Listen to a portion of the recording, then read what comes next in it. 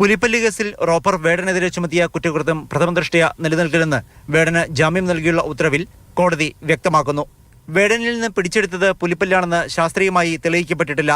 വേടൻ മുൻപ് സമാനമായ കുറ്റകൃത്യങ്ങളിൽ ഏർപ്പെട്ടിട്ടില്ലെന്നും ജാമ്യ ഉത്തരവിൽ കോടതി ചൂണ്ടിക്കാട്ടുന്നു. വേടന് ജാമ്യം നൽകരുതെന്നാണ് പ്രോസിക്യൂഷൻ ആവശ്യപ്പെട്ടത്.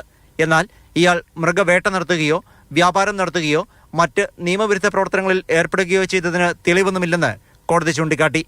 ഇക്കാര്യങ്ങൾ പരിഗണിച്ചാണ് വേടന് കോടതി ജാമ്യം അനുവദിച്ചത്. അതേസമയം എല്ലാ വ്യാഴാഴ്ചകളിലും അന്വേഷണ ഉദ്യോഗസ്ഥൻ മുൻപാകെ ഹാജരാകണമെന്ന് കോടതി നിർദ്ദേശിച്ചിട്ടുണ്ട്. കോടതിയുടെ അനുമതി കൂടാതെ കേരളം വിട്ടുപോകാൻ പാടില്ല. 50,000 രൂപയുടെ 2 ആൾ ജാമ്യവും വേടൻ നൽകിയിട്ടുണ്ട്. പാസ്പോർട്ട് കോടതി മുൻപാകെ ഹാജരാക്കി.